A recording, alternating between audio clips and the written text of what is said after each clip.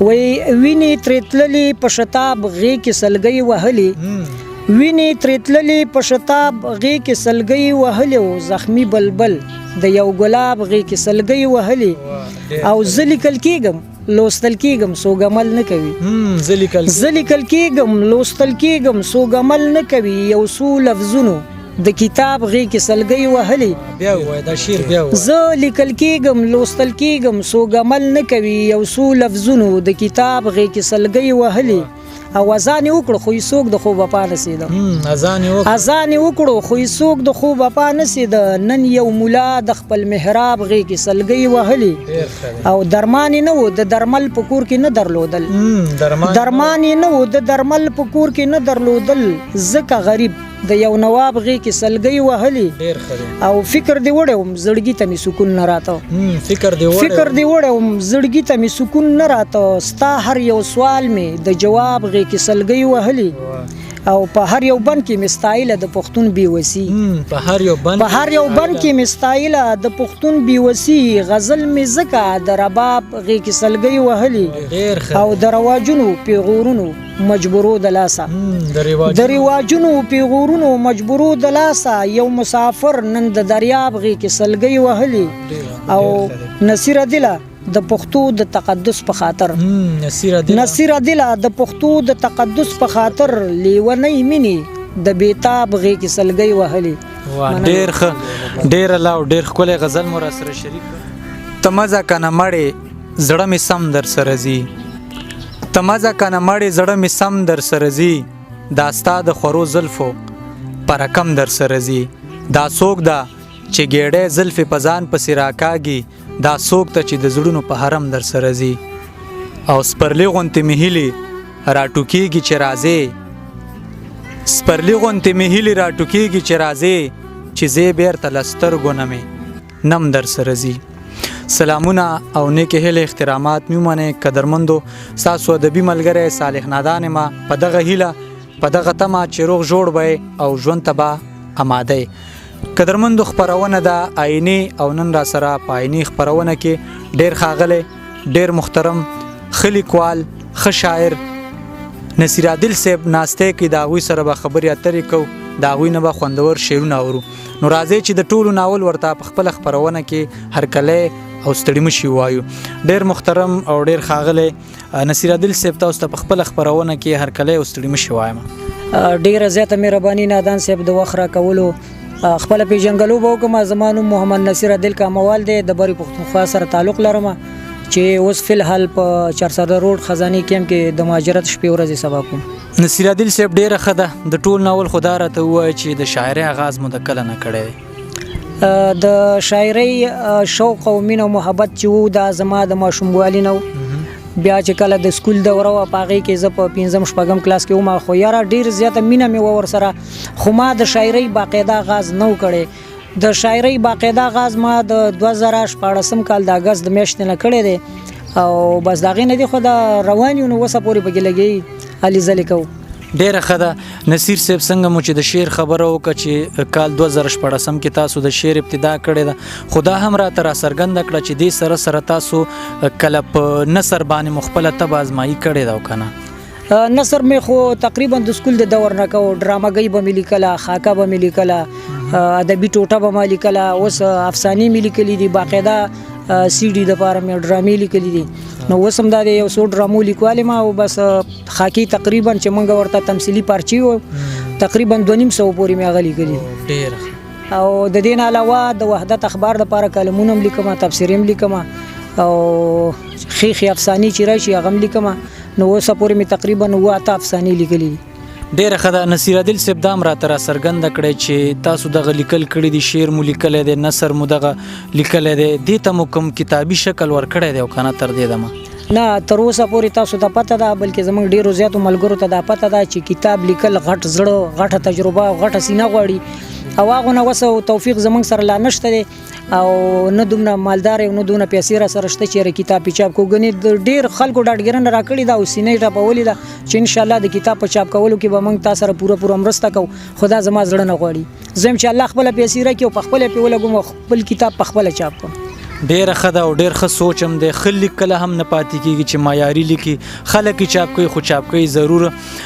دا راته ووایه چې بلها صنفونه دي، کوم یو صنف تاسو له ډیره مزه درکوي چې په دې باندې زه د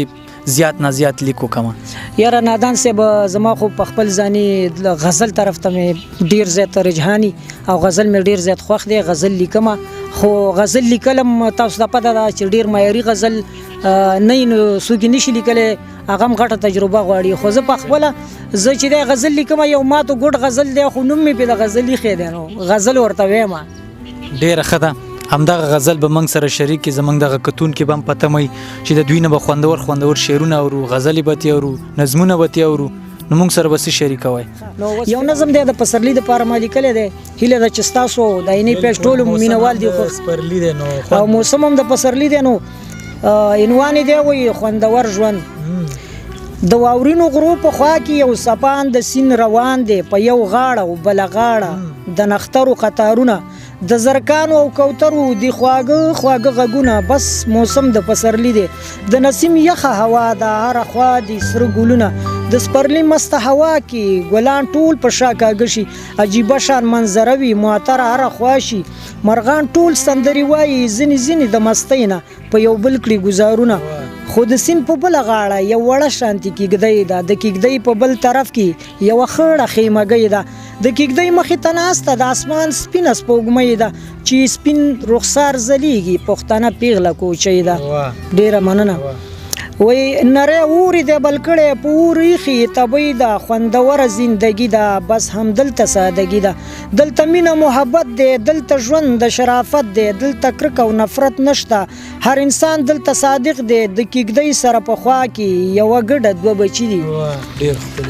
مننه. وای دا چې ښکلي ښکاري پاتې شوي له کوچي دي، نوره ټوله رمتللې خوره شوي غره لمن کې، هر طرف شینکی دی خو په ځینو غونډیګانو لا اوس هم واوره پراته ده. او خوند کوي نصیره دله چې شپېلۍ دي وي په لاس کې، چیرته ناست دي په یو تیږه د دنیا نه ناخبره، چې نه غم وي نه خفګان وي، ډېره ښکلې زندګي ده بس همدغه سادګي ده. مننه مهرباني. ډېر ښکلی نظم او کم غولسي رنګونه پکې ښکاري، د کلیوال کم رنګونه دي. ډېره مزه یې وکړه نصیر صاحب. زه وایم چې بل هم را سره یو کلام شریک کړي نو بیا به دغه مرکه راغونډو. نو بل غزل دی جی تاسو ټولو مینوالو ته دې ډالۍ وایي خوږو خبرو دي زما په زړه کې لار جوړه کړه، خوږو خبرو دي زما په زړه کې لار جوړه کړه، او موقع دې ماته اوس د مینې د روزګار جوړه کړه، او چې زه دې وویشتم محبوبې د بڼو په غشي، چې زه دې وویشتم محبوبې د بڼو په غشي، دا طریقه درته د مینې کوم فنکار جوړه کړه، او ما په خپل ژوند کې په اول ځل د عشق درد ولیده، ما په خپل ژوند کې په اول ځل د عشق درد ولیدو، دغې دردونو خو دیره اوس په ما خوار جوړه کړه، او زه دې اخته کړم په ویرونو او غمونو باندې، زه دې اخته کړم په ویرونو او غمونو باندې، ځان ته فضا دې د سپرلي ګل او ګلزار جوړه کړه، او ځان ته تا خو په یو نظر کتو کې زړګی یوړو زما، تا خو په یو نظر کتو کې زړګی یوړو زما، ځان ته سولۍ مې ستا د زلفو د هر تار جوړه کړه، او تا خو په یو نظر کتو کې زړګی یوړو زما،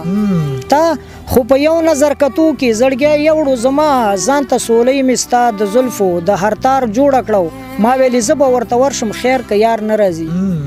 ما ویلې زه به ورته ورشم خیر که یار نه راځي، غونچه د سرو ګلو مې ډېره په تلوار جوړه کړه، او نارې مې وکړې خو تا نه اورېدې نصیره دله، نارې مې وکړې خو تا نه اورېدې نصیره دله، په مقبره کې مې غوغا ستا په مزار جوړه کړه. ډېره مننه. ډېر زبردست نصیر صاحب. زړه مې غواړي چې ښه ډېرې پوښتنې هم درنه وکړم او ښه ډېر شعرونه هم درنه واورم، خو زموږ دغه خپرونه ډېره مختصره شان خپرونه، نو انشاءالله بیا به در سره دغه خپرونه را جوړو، بیا به راځو، تاسو نه به دغه شعرونه اورو، ستاسو دغه احساسات او جذبات به دغه ولس سره شریکو. نو ډېره زیاته مننه مو کومه چې دغه یو څو ساعته موږ سره دغه خپرونه کې ناستې وکړه. ډیره زیاته مننه او شکریه باید زستاسو ادا کوم. تاسو میلمانه استئ زمونږ علاقې ته راغلي استئ نو زه وایم چې شکریه د ستا ادا کول پکار دی او بل پتا باندې موږ فخر کوو ځکه که ستاسو غوندې ځوانان نور هم د فیلډ ته راوړاندې شي او د خپلې ژبې پښتو ژبې ته خدمت وکړي نو انشاءالله لرې نه ده چې پښتو ژبه به د نورو ژبو سره په یو قطار کې ودرېږي. مننه ډیره زیاته مننه. خادو سي کور مو ودان چې تاسو ډاډ او حوصله را سره مونږ به ان شاء الله خپل هڅه خپل کوشش او خپل مبارزه به جاری ساتو. ډیره زیاته مننه. درمندو دا ورا سره ډیر خاغله او ډیر محترم نصیر عادل کاموال صاحب چې تاسو ترنه خوندور شیرونه واوریدل. تر روان خبرونه پورې ما صالح نادان او ما سره ناس ملګری ډیر ګران جاوید او افسر مونږ ټول په خپل دعاګانو کې یاد ساتئ. دلوي الله پامان.